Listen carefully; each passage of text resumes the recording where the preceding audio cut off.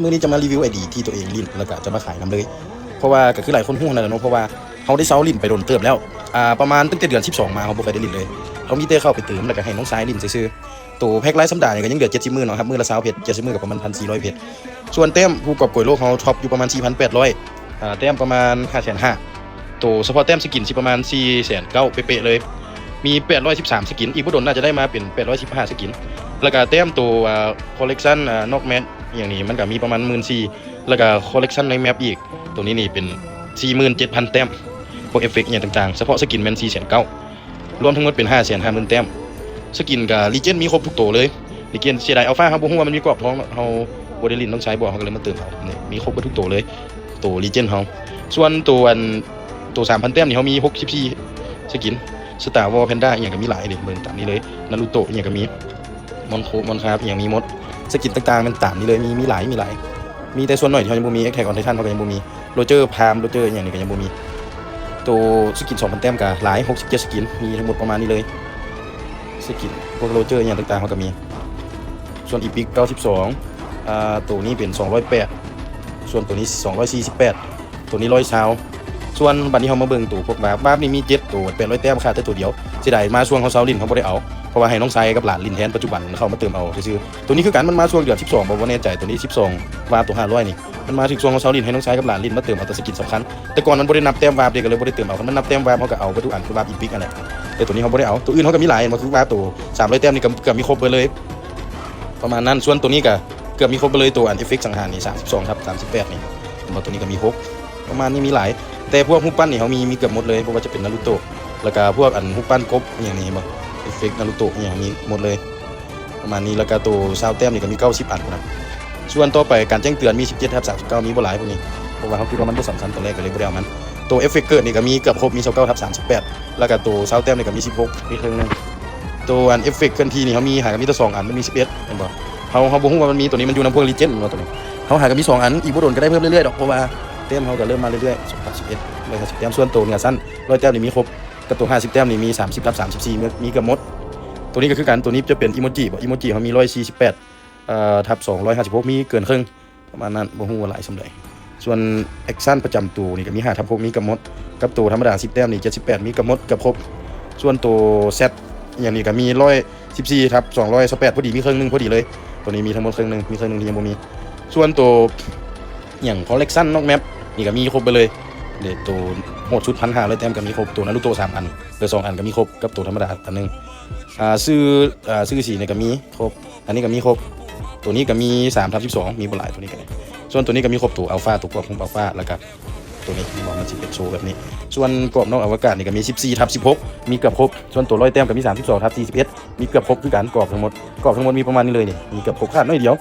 ขาดอันแฟนครับกับอย่างงานอวกาศอย่างซื่อๆเลยมีเกือบหมดตัว50แต้มนี่ก็มีบ่หลายเพราะว่ามันบ่สำคัญปานใดตัว10แต้มธรรมดานี่ก็มีครึ่งนึงประมาณนั้นของเฮาอันนี้ก็ตันไปเลยนี่เวล100เวลตัวละครรวมนี่126ที่จริงมันบวกไปอีก30เวลตัวแรกก็เป็น156เวลของเฮาเป็น136น่าก็จะประมาณนี้มีแต่บอร์ดคอมพิวเตอร์เป็นของเฮาเองนำบัตรอย่างต่างๆวันเกิดกับวันเกิดเฮาเองนี่แหละเด็กมันเกิดเป็น29อันนี้คอลเลกชันเต็มมันอันนี้อัตราชนะเขาเป็นคนลินบ่ค่อยเก่งเนาะก็ 50% ก็ถือว่าหรูละ 50% 10,000 แมตช์ซีซั่นล่าสุดกับตัวนี้ของน้องชายกับหลานลินตัวนี้อันซีซั่นทั้งหมดตัวของลินโหดก็มีประมาณนี้ติดท็อปก็ประมาณนี้เลยมีบ่หลายเพราะว่าเขาลินบ่เก่งนะลินเพราะมวนซื่อๆลินเพราะมวนเพราะเติมเพราะหัวซื่อๆแต่คันให้ลินเก่งก็บ่ได้ถึงขั้นเก่งขนาดนั้นกรอบต่างๆเบิ่งอยู่นี่ก็ได้ถ้าว่าเบิ่งอยู่หันบ่ซัดเดี๋ยวเขาให้เบิ่งประมาณนี้เลยกรอบต่างๆไอดีนี่เติมไปทั้งหมด300กว่าล้านละ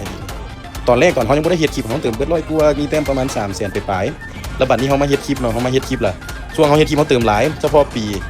ปี2025ช่วงเขาบ่ได้ลิ้นเขาก็ยังเติมเป็น100กว่าละเดี๋ยวเขาสิขึ้นรูปที่เขาจดรายละเอียดเขาเติมเบิ่งเป็นปีแรกที่เขาเปิดใจเติมพันนอกเลยปี2025ขนาดเติมพันนอกยังเบิดไป100กว่าล้านประมาณนั้นยังบ่รวมที่เขาเติมบางเดือน8ช่วงเขาเริ่มเฮ็ดช่อง TikTok เฉพาะเดือน12ปีกายตัวนั้นก็เบิดเกือบ100แล้วก็เติมมาก่อนหน้านั้นอีก100กว่ารวมกันทั้งหมดก็เหยียบ300แล้วแหละน่าจะมั่นใจว่าเกิน300แล้วไอ้ดีนี้อันนี้เขาก็เอาเบิดแล้วเนาะพวกอันไลลากับช่างนี่ก็เอาหมดแล้วครบหมดแล้วตัวมาใหม่นี่ตัวฮันโซนี่เขาก็เติมมาเบิดที่กันเมาตู้เลยบ่เมาเอาเบิดทุกอย่างเลยบ่เหลืออย่างเลยตัวลีเจนนี่เขาก็มีหมดแล้วเนาะ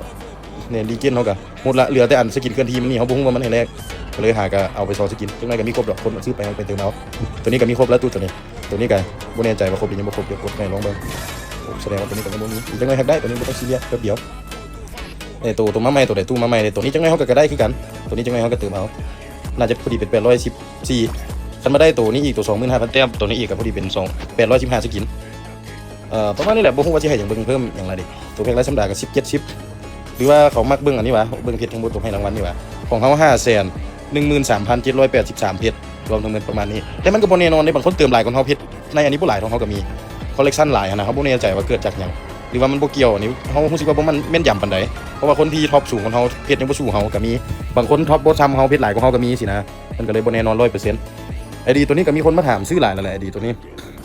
เป็นเหลี่ยมกระตันเขาเคยโพสต์ขายไปแล้ว3เทื่อเนาะ2เทื่อซะเนาะรอบแรกเขาโพสต์ขายไป40ล้านตอนเต็ม3แสนปลายแต่สมัยนั้นพอค่าถามซื้อ25ล้าน20ล้านแล้วบัดนี้รอบที่2เขามาโพสต์ขายอีกหั่นเขามาโพสต์ขายอีกตอนเต็มมันประมาณ4แสนปลายเขาโพสต์ขายอีก45ล้านช่วงนั้นพอค่าไม่ค่าถามซื้ออยู่ช่วง25 30ล้าน